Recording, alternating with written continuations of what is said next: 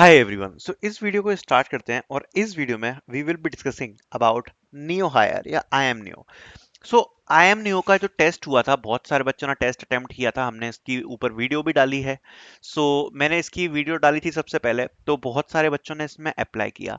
आज just a second आप ये चीज सोचो कि अगर ये अपॉर्चुनिटी इतने सारे लोगों को नहीं पता होती तो बहुत सारे बच्चों ने टेस्ट नहीं दिया होता।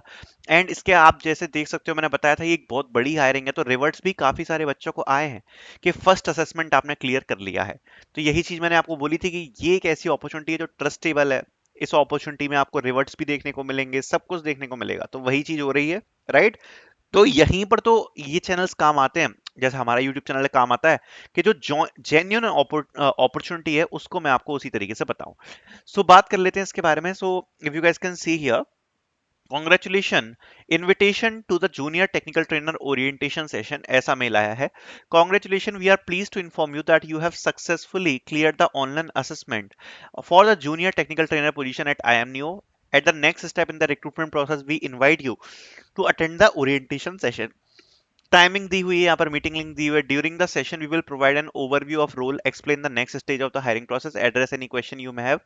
Kindly ensure that you join the meeting 5 to 10 minutes before the schedule start to avoid any delays. ठीक है। बेसिकली अभी अगर आप इस पेज को देखोगे तो जो पहला असेसमेंट था विच इज एप्टीट्यूड असेसमेंट, जिसमें 45 क्वेश्चंस थे 60 मिनट्स में। राइट। तो ये जो असेसमेंट है ये यहाँ पर कंप्लीट होने के बाद दिस वाज द मेल जो कि स्टूडेंट्स को मिला है। ठीक है। अब अगर आप आगे की प्रोसेस को देखोगे ना, कल इनने मीटिंग भी ली थी। ठीक है। मीटिंग लेने के बाद the process contains the pre hiring learning program. Now what is this, जैसा इनने मेंशन किया गया है यहां पर, आप देख सकते हो कि आपका जो असाइन टेक स्टैक है, ठीक है, इसको आप अपने ओन स्पेस पर लर्न करोगे। Then take a final assessment, this decides which candidates will move forward and how. ठीक है। बेसिकली यहां पर क्या होने वाला है कि यहां पर सबसे पहले टेक स्टैक असाइनमेंट होगा। टेक स्टैक आपको असाइन किया जाएगा एंड उसके बाद आप उसको सीखोगे। ठीक है। उसके बाद आपको एक फाइनल असेसमेंट लेना है टेक स्टैक के ऊपर, एंड उस असेसमेंट में जो आपका स्कोर आएगा वही आपको असेसमेंट का लिंक भेजेंगे। उसके बेसिस पर ही आप नेक्स्ट राउंड में जाओगे। Next round is live coding assessment and including presentation. Can you actually code, think out loud, real condition and explain your thinking clearly while doing it, not just a paper. तो जब आपका ये pre hiring programme हो जाएगा फिर आपका coding test होने वाला है, जिसमें आप कोड करने वाले हो, प्लस आपको प्रेजेंट करना पड़ेगा कोड को। ठीक है।